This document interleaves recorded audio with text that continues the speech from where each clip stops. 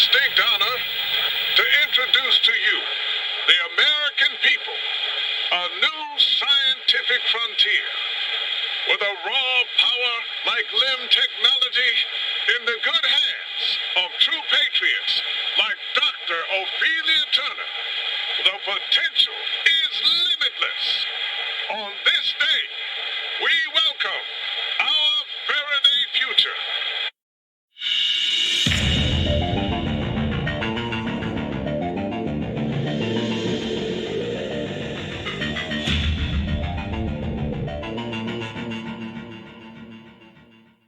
The year is 1955. Dr. Ophelia Turner is standing next to President Koch, the top of her head barely clearing his shoulder. She stands, stiff-backed, her hazel eyes affixed on the glass and steel chamber in front of her. She does not appear to breathe until a ball of light appears out of thin air. The sight is tremendous, a lightning bolt frozen mid-strike, and the reaction immediate. The gathering audience roars with excitement and spontaneous applause. On Dr. Turner, only a tightening of her lips indicates that she hears the audience at all. Dr. Turner and President Koch pose for a picture, and she does not smile even then. That picture is the image splashed across newspapers and science journals for the next decade. The mother of limb technology, they called her, the angel of a new age. The newspapers at that time laid the titles on thick while peddling the impending utopia. Then she recedes into the bowels of a government research facility. She's never seen again in public. There are scant appearances here and there in blink-and-you-miss-it promotional videos and blatant propaganda fodder, and then she and the promise of limb technology disappear. The press coverage of limb technology is bright-eyed and bushy-tailed at first. In the decade between 1955 to 1965, limb is called many things: the promise of the future, the herald of a new age, then never spoken of again. You don't have to dig very deep for the gaps in the story to emerge. The presidential demonstration is the only physical proof we ever see of it. Compared to the Manhattan Project, developed under airtight shroud of secrecy, why was limb paraded around in the papers? And if it really was the technological quantum leap to answer all our wildest dreams, why did it blink out of existence? The story of limb technology is one hell of a maze, and the key to it is a woman named Dr. Ophelia Turner. Did Ophelia Turner, by all measure a failed physicist as far as her public record goes, truly invent limb technology? Or was she held up as a Rosie the Riveter for the Cold War, an Atomic Annie to excite the masses during the no-holds-barred race against the Soviet Union? Was she a myth, martyr, or monster? A figment of the imagination? True savior, or a convenient scapegoat? I'm Chiaki Saruhashi, and in this 9-part series, I aim to find out.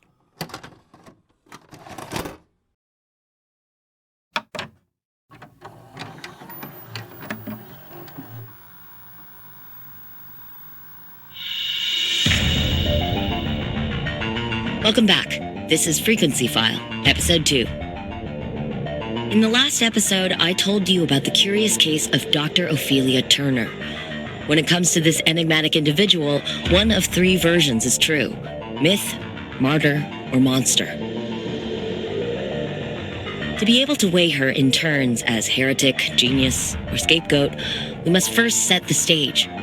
When I started down this path to discover who she was, what she did, and ultimately what happened to her, I didn't expect it to lead me to one of the strangest mysteries of the Pacific Northwest, the Olympic Exclusion Zone. But let me rewind a bit. In Northwest Washington State, there are 3,600 square miles of vibrant wilderness called the Olympic Peninsula. Bounded by water on 3 sides, it was a wonderland for outdoorsy types, with snow-capped mountains and salmon-bearing rivers and pristine rainforests. Up until 1955, it was the residence of 100,000 people, including Ophelia Turner. It was her birthplace, her hometown, and, it turns out, ground zero and sacrificial lamb for the promise of limb technology. In true fashion, the government never comes out and says that's what led to the creation of the Olympic Exclusion Zone. But the chain of events were in plain sight. Strange accidents, leading to the government's claim of eminent domain and subsequent seizure of the peninsula. the evacuation of 100,000 people, and the attempt and abject failure at containing the rumors that spread like wildfire. Because it turns out, even with the government's resources at your disposal, keeping secrets is a tricky business. You can bet there was plenty of talk as a result. Lucky me, because I had plenty of questions. Here's what we know. Over 50 years ago, in November of 1946, Dr. Ophelia Turner was 27. She had recently returned home to the Olympic Peninsula to lick her wounds after a failed stint in academia. In a fit of obsession or redemption, or, quite frankly, both, she cobbled together a laboratory in her basement and produced the first limb wave on nothing but a killer hunch and plain ingenuity. Or so the story goes. It's never clearly stated anywhere what limb waves and limb technology really were. It's all vague claims and wild theories, dreams that border more on the mystical than the scientific. What we do know is that limb stood for unlimited frequency. Radio waves, once souped up and modulated just right, supposedly enabled the control of matter in a way that modern science both back then and now could only dream of. After Dr. Turner's discovery, she and a few friends, scientists and PhDs all, toyed with limb in their garage labs for about 4 years. The local police and fire departments start making regular house calls, spurred on by increasingly disgruntled neighbors calling in about incidents that seem to grow larger and more disturbing as the years go on. After one too many reports, the federal government takes notice, and thus begins their severe interest in limb technology. The next part happens quickly. In 1955, the United States government seizes not only the physical area where Dr. Turner and her scientists live, but the entire concept of limb technology. The area is at first evacuated under the pretense of safety, but quickly commandeered by the government. They establish a brand new department called ARDA, Advanced Resonance Development Authority, which was to be headed by Dr. Turner herself. Over the next 15 years, the government expands the zone's borders. They clear out civilians as they go and erect massive 500-meter walls to keep out an increasingly curious public. The zone started in the northernmost tip of the peninsula, then expanded outward twice, once in 1961, again in 1967, to the outer perimeter we see now.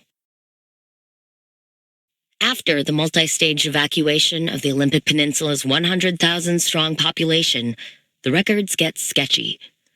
Once the region is swept clean of civilian eyes, the flow of information trickles to an eventual stop. ARDA has always maintained that the evacuation was done in the name of national security, that there was simply nothing more patriotic than sacrificing your homes, with the communists plotting our demise across the Atlantic. Certainly not because there was any danger from the strange experiments happening inside, or situations most unnatural to witness. ARDA kept a wide berth, displacing citizens far ahead of the front line, so first-hand accounts of things going awry were rare. But rumors spread fast, and everyone had some story about a distant relative whose pet changed in inexplicable ways, or a friend of a friend who followed strange lights into the woods and never returned. Once the civilians cleared out, the ARDA employees moved in. Scientists, officials, support staff, and their families made the Olympic exclusion zone home, reaching anywhere from 300 to 1,000 in total at its peak. What any of them were doing in the zone was kept hush-hush, but the population just outside the walls found the secrecy irresistible. Every shipment of raw material, out-of-season weather pattern, and inexplicable light or sound became the talk of the town for the first decade of the zone's existence. Sadly, that's about where the cold, hard facts end. Listeners, I tried. I really did. I started my investigation in the usual fashion, digging up every piece of public record I could get. The paperwork is maddeningly typical up until 1955. Census records, soil samples, weather reports, hand-drawn survey maps, the beginnings of satellite photos, all readily available for anyone with the patience to walk themselves into a county office. But those materials don't tell me much, and I quickly am forced to turn to more dubious sources. Before the downing of multiple passenger planes and the subsequent establishment of the no-fly zone in 1962, crude aerial photos are taken and circulated. This is where things get interesting. I find fuzzy shots of what appears to be entire mountains relocating overnight, buildings disappearing and reappearing at random, and lakes filled with water or light, depending on the time of day. The resolution is dubious, making them inkblot tests in their own right. They are the stuff of dreams among amateur investigators and conspiracy theorists alike. The most outlandish, improbable, and extremely unverifiable stories came from breachers, people rumored to have jumped, tunneled, hot air ballooned their way through the walls. If they're to be believed, there is much to be uncovered. But more on that later. LIM technology is not paraded around in the press for long. As the government withdraws acknowledgement that it ever existed, the public's interest similarly begins to wane. The last verifiable activity is an exodus of ARDA employees from the zone, beginning in 1981 and followed swiftly by a full decommissioning of the zone in 1987. After which, those 3,600 square miles are sealed away and left behind with no explanation. A tomb, minutes away from the populous, perfectly normal city of Seattle, with decades of history and secrets locked inside. And that is where I'm left to fill in the enormous, ill-defined gaps. So that's the history of the Olympic exclusion zone. We know it absolutely existed and that something blighted the area. Dr. Ophelia Turner was a real person who grew up there, and LIM technology, claimed to be her invention, was the reason the zone was created. The facts point to either the pursuit of LIM or the technology itself doing something terrible to the area, and maybe even to the people who stayed behind. For such a vast, valuable area as the Olympic Peninsula to be lost to the world for the indefinite future, someone needed to take the fall. The evidence in this corner paints the target square on the Martyr part of this equation. Or did Dr. Ophelia Turner know what she was unleashing upon her homeland? If she did it willingly, then she would have been a monster. But if the government strong-armed her into it, then she would have had no choice but to become a martyr. To answer that question, we need more information still.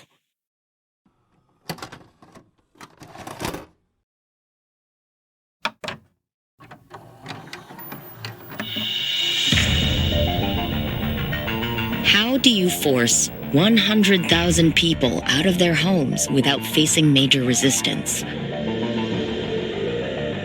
Even if you're the United States government, facing down what's being peddled as the greatest threat our nation has ever faced, the answer is, you don't.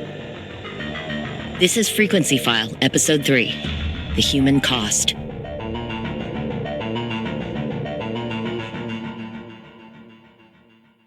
Last episode, I reported all the cold, hard facts I could get my hands on. If you missed that episode, here's the summary. There wasn't much. Now, we jump tracks to the stories of the people, to knit together old records and eyewitness accounts to form some fabric of the true story. Whoever's job it was at ARDA to suppress stories did a really good job. What they did to keep that sheer number of people from talking, and then to smear the stories that did come out, was a masterstroke of obfuscation. Unfortunately for ARDA, the cases that made it all the way to court became public record. And the facts were these.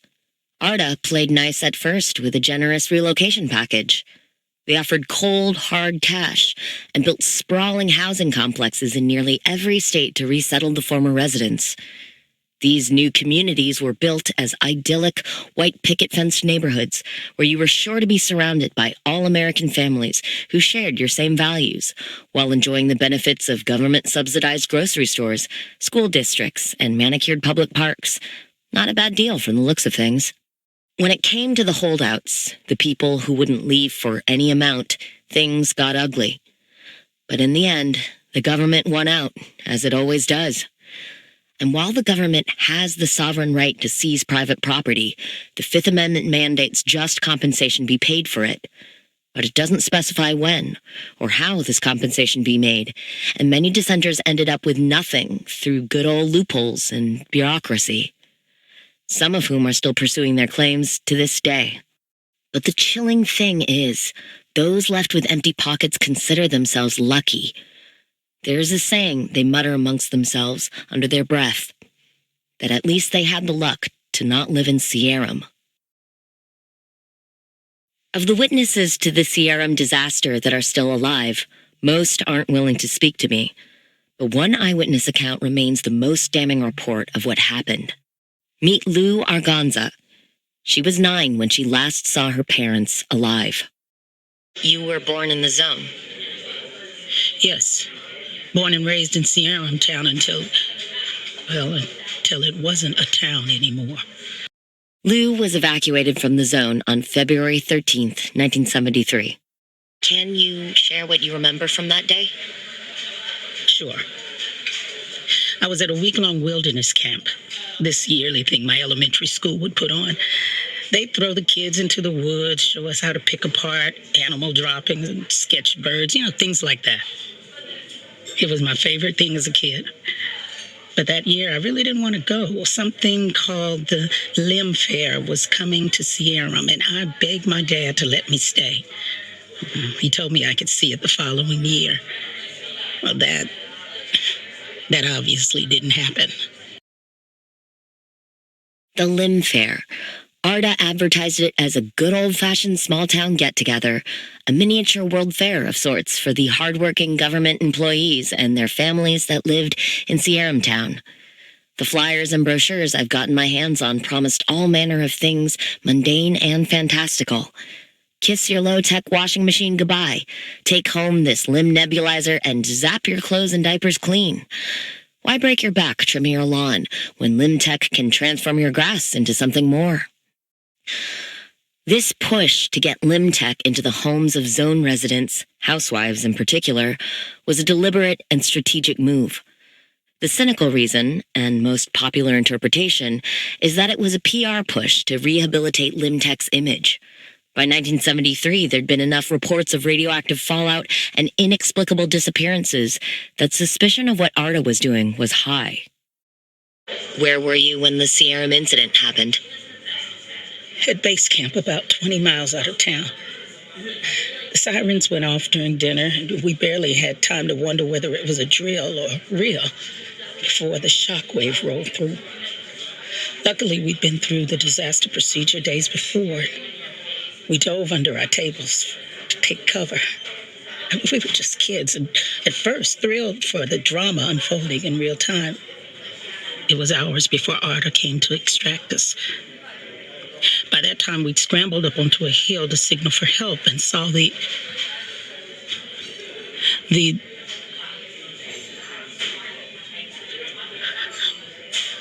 Take your time. It's been 20 years, and I still can't go anywhere near a county fair of any sort. What did they tell you had happened? Nothing. They were all business, hurrying us onto the trucks with boarded-up windows. We weren't even allowed back in our cabins to pack our belongings. They breezed us out of the zone. It wasn't until days later, when most of us were deposited in an orphanage, that we learned that our parents died. Lou's account is one of the most damning and holds up to the best of my verification efforts. She's told that story many times and hadn't changed this story in the ensuing years.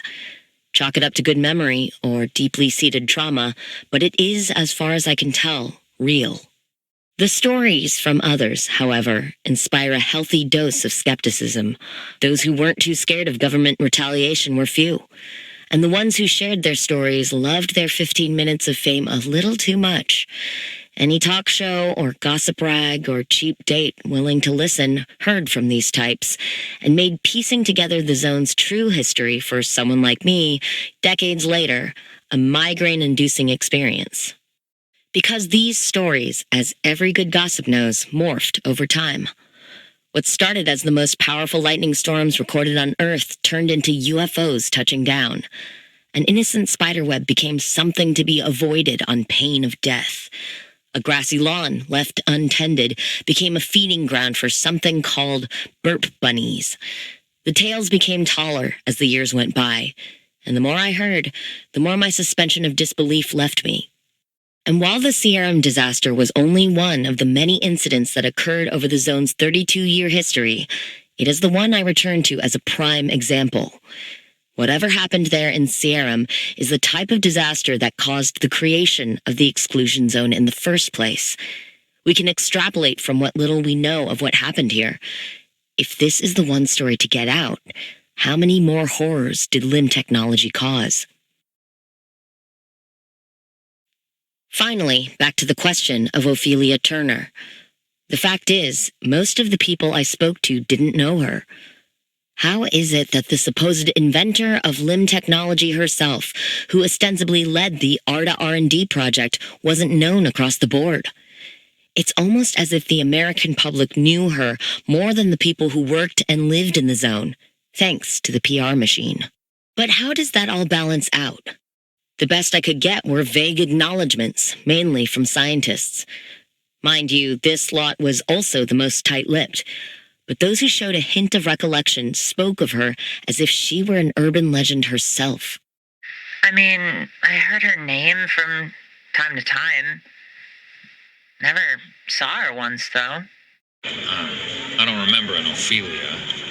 But there was an Alan Turner who was heavily involved in LIM R&D. Not a lot of women in the labs. I would have noticed one for sure. Curiouser and curiouser.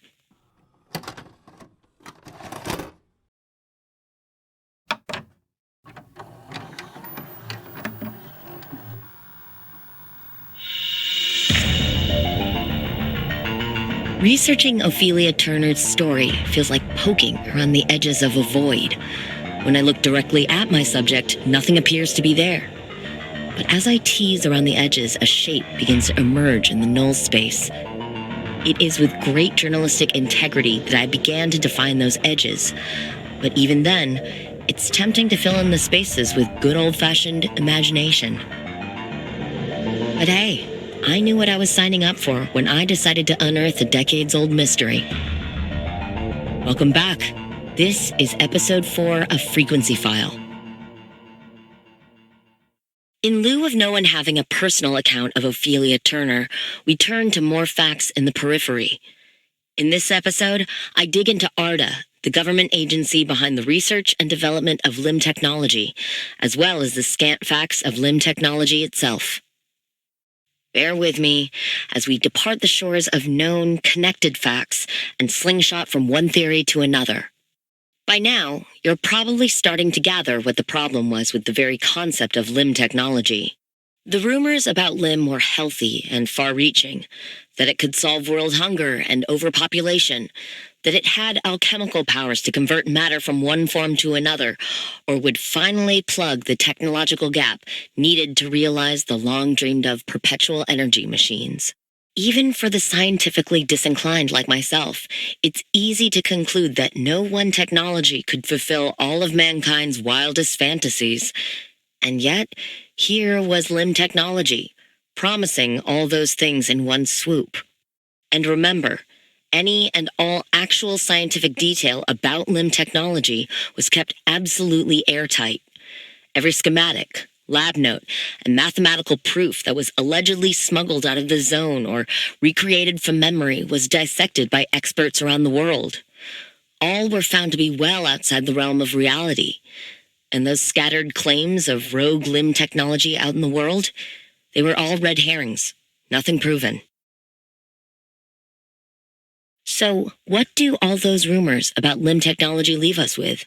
The most popular theory by far was that LIM technology never existed. An elaborate yarn spun by opportunists to siphon government funds into their pockets.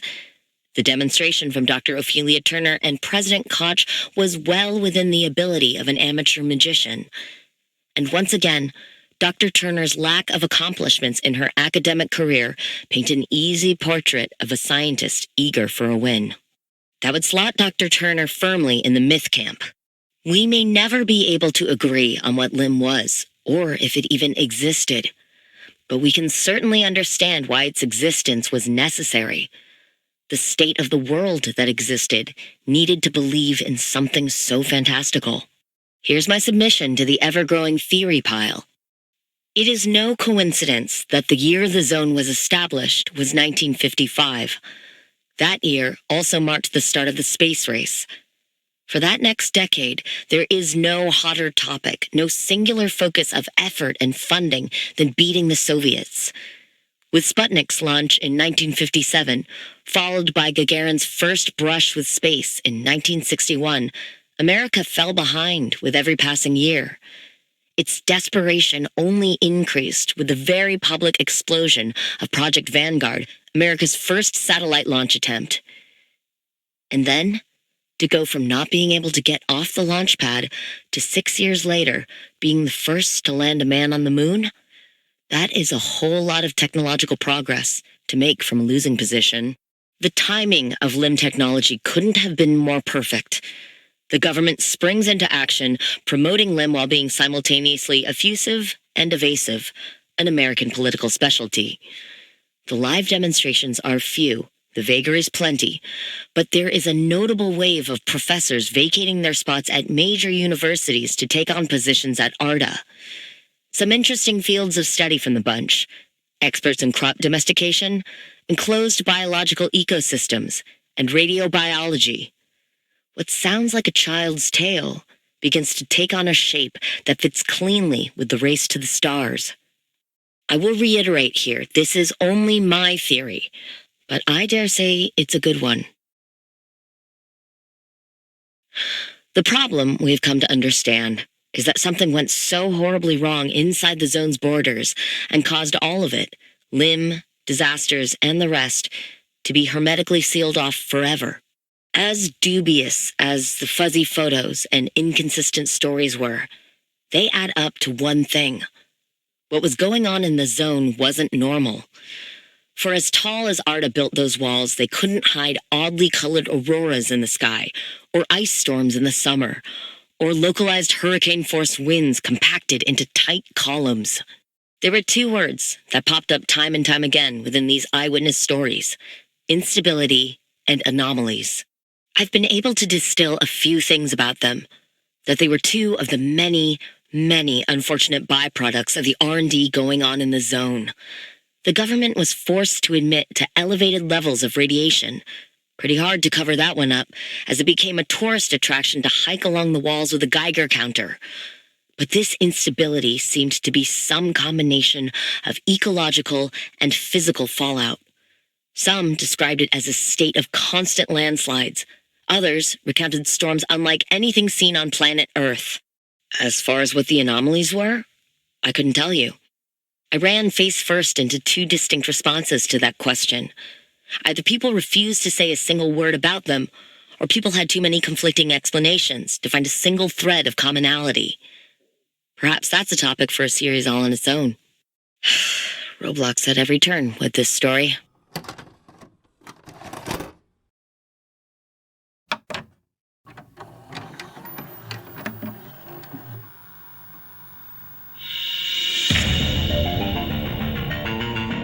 This is Frequency File, Episode 5. By this point in my investigation, the unanswered questions kept piling up.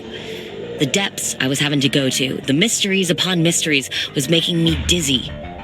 Many times, my hope dwindled. Was I getting anywhere with this? Or were the rumors sweeping me completely off track?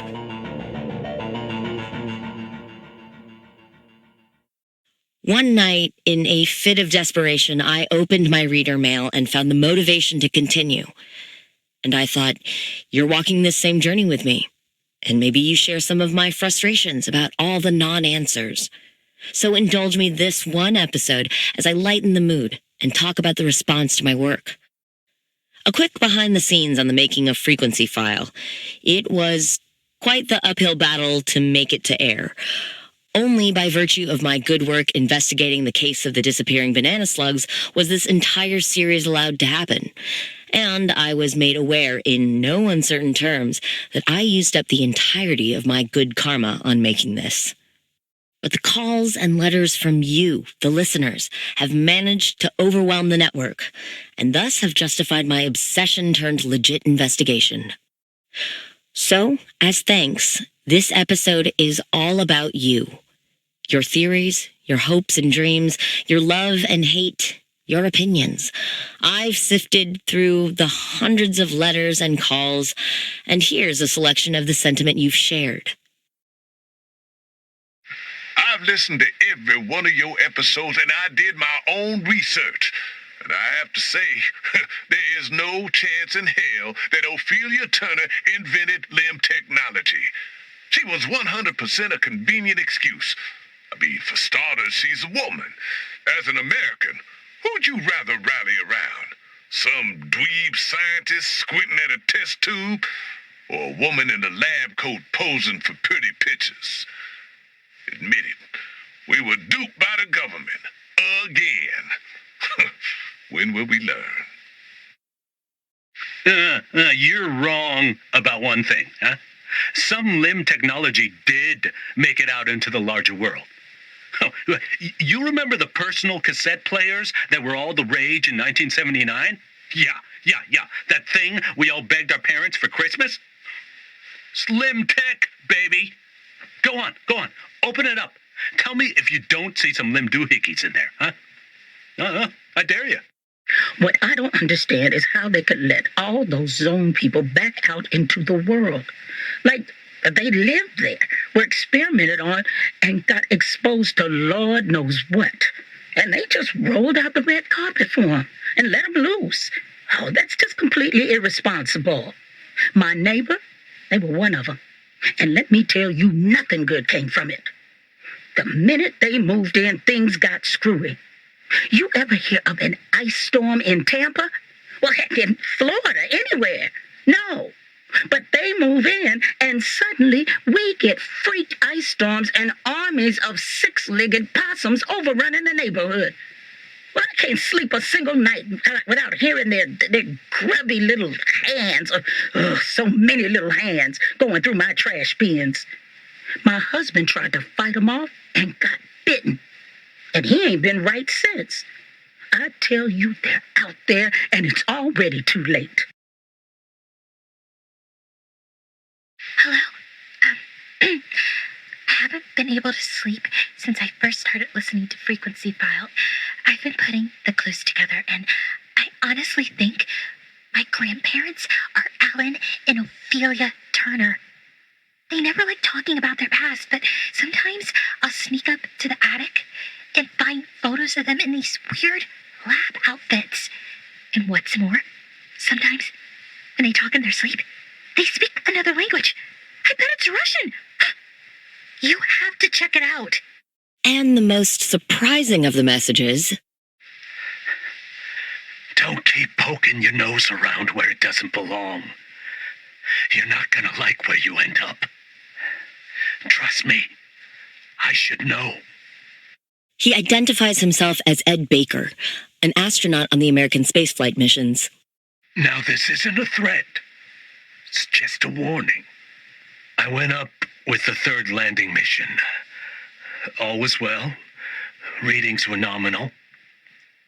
We achieved stable orbit around the moon and began executing the limb-assisted landing procedure. Once it activated, that's when everything went wrong. I wish I could tell you what I saw. I wish I could put it into words. But most of all, I wish I could forget. I don't even look up at the sky anymore.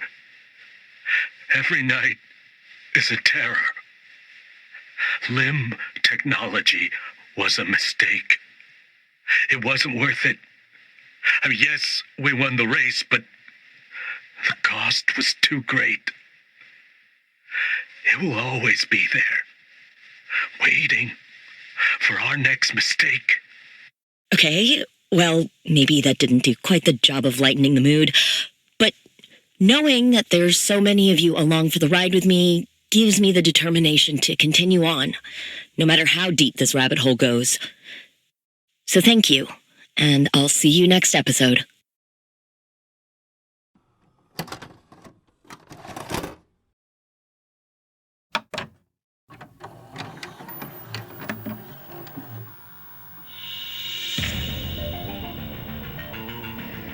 Hello, this is a message for Chiaki Saruhashi.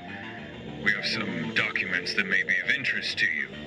They'll be dropped at it's gonna be the Seattle Public Library Central District Branch at 11:59 p.m. Sorry, who is this? Consider it a present from the Breachers. This is Frequency File, Episode 6.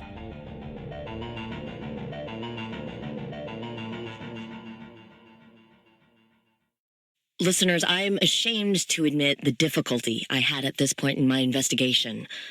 I was out of leads, shamelessly mired in rumors and dead ends, and pretty darn stressed about what to do next.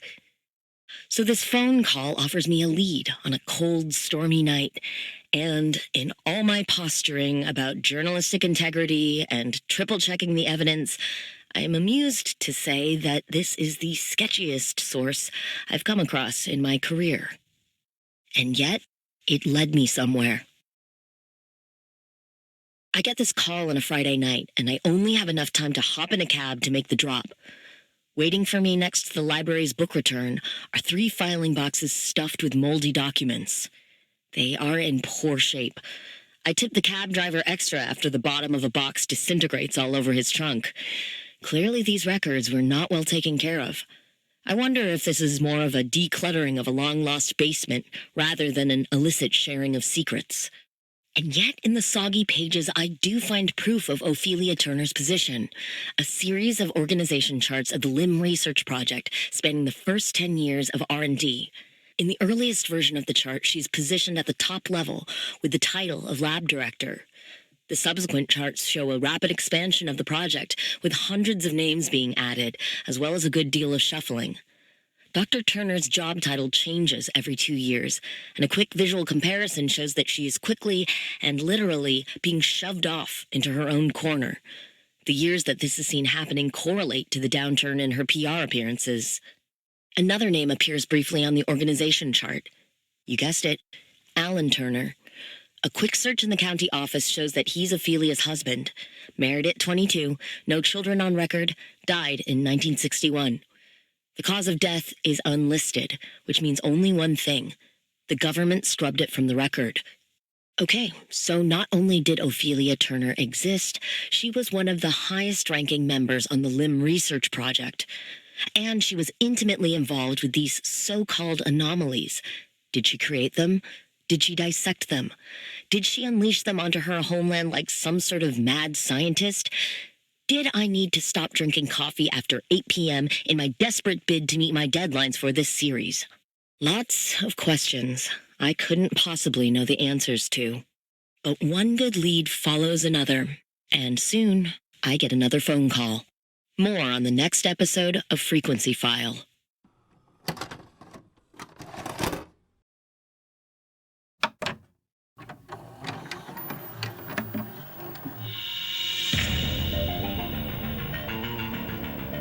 You did good. We can meet. This is Frequency File, Episode 7. Apparently, I passed some sort of test with my impromptu retrieval of moldy documents. I was rewarded with a connection to Richard Phillips, a man who claimed to not only have worked in the zone, but stayed there years after its closure.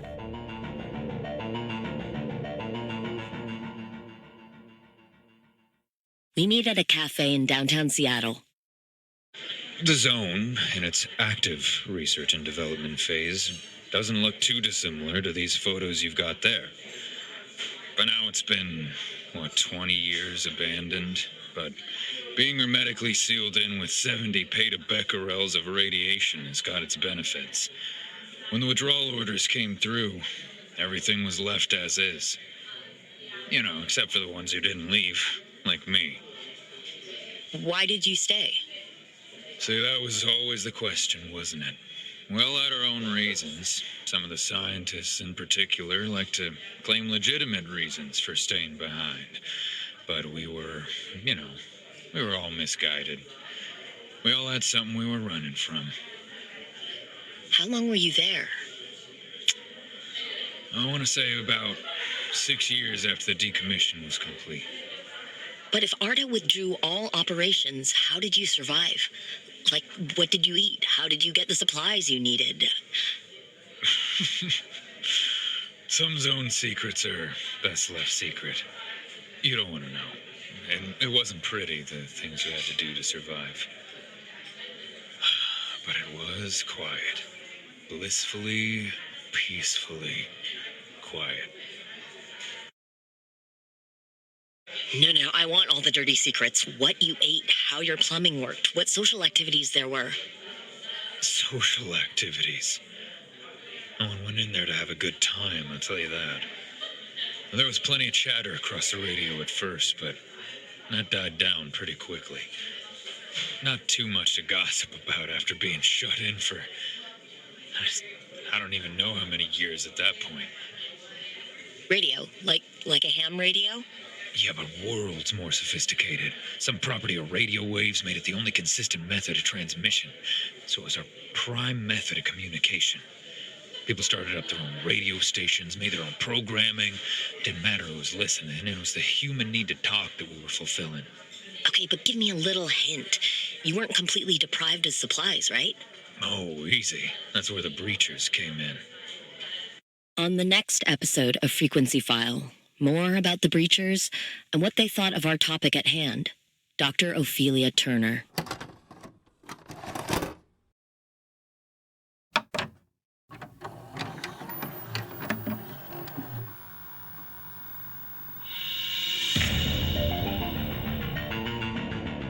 The breachers. It was a network of people, including those who claimed to have infiltrated the zone, and the people on the inside that enabled them. Where there's an iron-fisted ruling authority, there's always a resistance.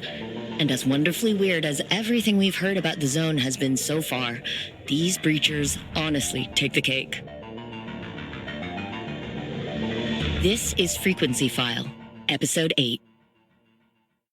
Infiltrating the Olympic exclusion zone is a whole lot of work. To start, you'd have to get through, past, or over a 300-meter outer wall. There were layers upon layers of security checkpoints, and the zone was carved out into sectors, each with very specific clearance requirements. If you were somehow able to make it through all of that, then you'd start dealing with the rampant radiation and a whole host of other dangers. So imagine my surprise to hear that there were people who made a whole career out of wall breaching. Yeah, I lived in the zone for 10 years. My partner worked for Arda, and I came along for the ride. After a while, I got bored and thought, hey, why not put my years of experience smuggling contraband to good use? This is Carolyn Murrell. Not her real name, of course, as she was the ringleader of an illicit smuggling ring. If you needed a pack of your favorite brand of smokes from the outside or a souvenir from the inside, Carolyn was your gal. I mean, yeah, by all measures, it was an easy life on the inside. Arda took care of most everything. Groceries to your door, free housing. Salary was good. You didn't have much to use it on, but at least you know you'd be set with savings and pension when you eventually went back into the real world. So you didn't run the smuggling ring for money? No. Because honestly, once you get used to the anomalies and instability that comes sweeping through, the hardest thing to fight was boredom. I mean, that was constant and never ending. Every day was very much the same. Wake up, check the weather and stability reports, boil water and wish you had coffee, wait for your partner to come home, then sit around and repeat the same conversations night after night. So the smuggling kept things interesting. What were the most common things requested? All people inside wanted was coffee, cigarettes, and vodka. All the good vices. What outside people wanted was the interesting stuff. Anything anti-gravity was popular, and the occasional ask for a live anomaly. We didn't take those requests seriously. These usually came from tourists who were rich and desperate to prove that they'd actually been inside the zone to their rich friends. I'm sorry, back up. You're saying there was zone tourism? Oh, yeah. And not the solo breacher variety either. Like sanctioned, scheduled itinerary type tours. How was that possible? All I've heard is how strict artist security was. Well, it's true. Arta had eyes everywhere. But even they couldn't secure the entire border. Not with the instability wreaking havoc on everything. Especially when Arta's funding began to wind down. They eased up on security, so it got easier in the later years. Carolyn was generous enough to connect me to Ellison Nagata, who claims to have operated the tours in question. How much did it cost to tour the zone? Wouldn't you like to know? Let's just say I was able to retire in my early 40s. Okay, then how did you manage to sneak tour groups in without Arta noticing? Logistics? Logistics. Let me tell you what your listeners will really want to hear. The tour packages. By far the most popular, the Anomaly Safari. We'd load tourists up in a transport vehicle and follow any route available to us and see what had come out of the woodwork. And let me tell you, it never disappointed. You ever see a 100-foot tall tree walk? One crossed the road right in front of us. I had a few repeat customers. One couple commissioned a private tour to see the old wall. Dangled a real big tip for me if I got them all the way through and into the deep zone. But it turns out I value my life way more than finding a way through that insanity. And when it came to the topic of Dr. Ophelia Turner, amazingly, the Breachers all knew of her and had the most consistently positive opinions of her. Never met the woman, but she was a regular and one of my best customers. She paid in advance, ordered consistently, and never made a fuss. She's the sharpest broad I've ever come in contact with. I have no doubts that she did exactly what all the legends claimed. Oppie? Oh, she was not a fan of my work. Gave my tour quite a thrill when she stopped our van and nearly threw us all out into the radiation to die. Oh, you should have seen her face, though, when the tourists realized that she was the Dr. Ophelia Turner of legend. Oh, yeah, she was the biggest celebrity when it came to the zone, and everyone wanted a picture with her. I sat in on some of her seminars. There wasn't a thing about Lim that she didn't know. She was one of a kind. So what do you think? Was she a martyr, a myth, or a monster? Not a myth. She was a real deal. Martyr, whatever that woman did, she did for the greater good. What, the way she tried to sabotage my business? You'd think I'd call her a monster, but she was a lioness, defending her territory. I didn't bring people into the zone because it was the right thing to do, and I knew it. So yeah, I guess of the three, Martyr? She knew how bad things were getting, but she stuck it out anyway. She went down with that ship. I can only respect her for that.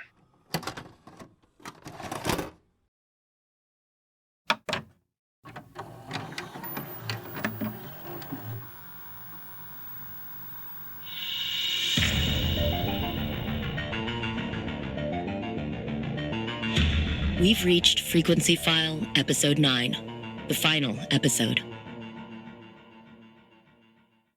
Okay, I'll be the first to admit, what started as a magnifying glass on this whole Dr. Ophelia Turner and the Lim project went off the deep end here.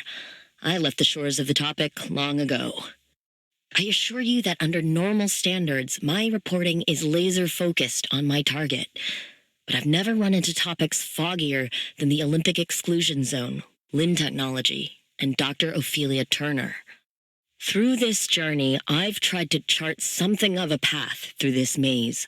I'll leave it up to you to decide whether I've succeeded or not. But in my defense, and in tribute to the many, many theories surrounding our topics at hand, here is one last hypothesis. It's the Olympic exclusion zone itself that invites this line of thinking. The delight in rumor, the eager detour onto unmarked side roads, the plunge into fiction over fact. Think about it. First off, this wasn't a personal endeavor. I don't know anyone who lived in or worked in the zone or was relocated from it. I live in Seattle, which admittedly is close enough to see the mountains on the peninsula, but there's never anything out of place when I look out my window. But once I heard the stories about the zone, I couldn't get them out of my mind. Every night, I couldn't help but imagine what it was like to stand on your front porch and watch something called an instability front sweep through and replace your front lawn with a rushing river. To be commuting to work only to have your way blocked by a rampaging Sasquatch. To hear your neighbors gossip through whatever errant radio broadcasts your antenna happens to pick up for the day. Maybe that's nowhere close to what life was like in there. But those are the images they conjure for me, and they are impossible to shake. I am not alone. They have a term for this obsession. The affected. I have unknowingly fallen into the trap, seduced by the rumors and legends of the zone.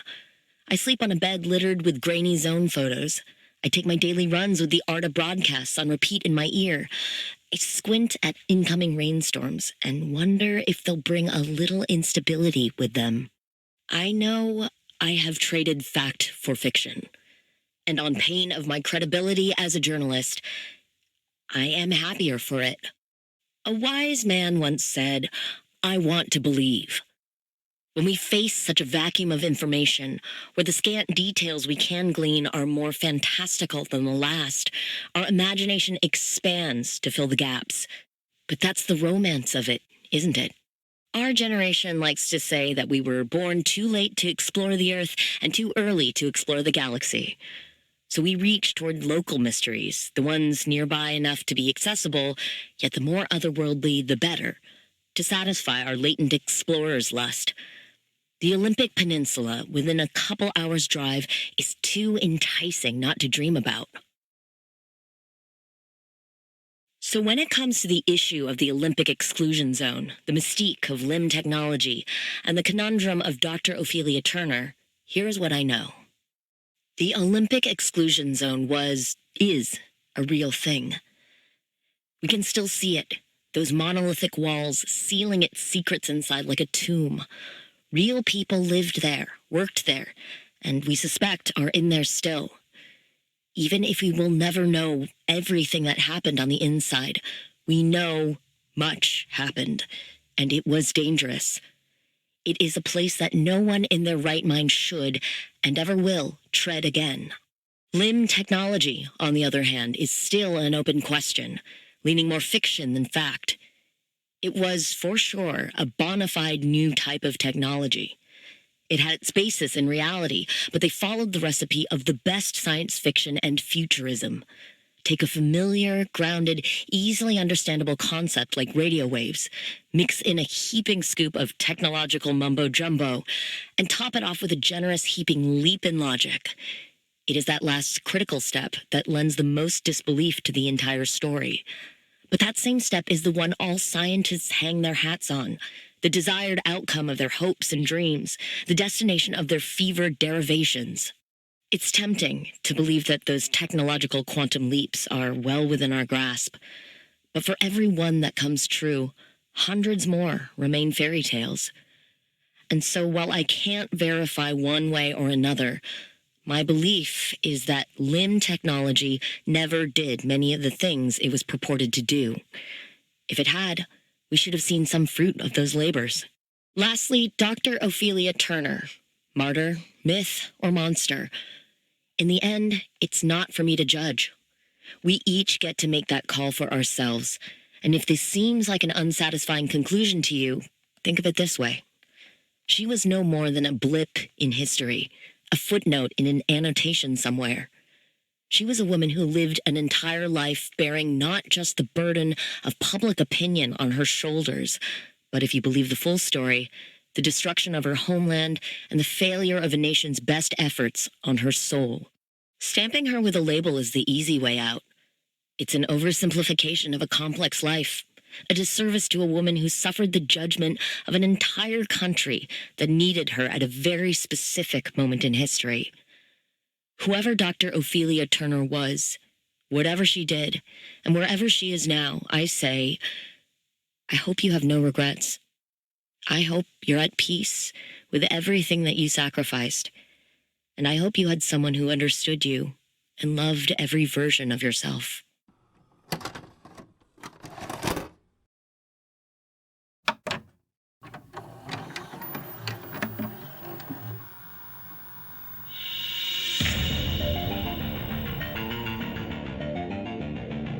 You're listening to Frequency File. I'm Chiaki Saruhashi, and I signed off last episode. The story was done. Or so I thought.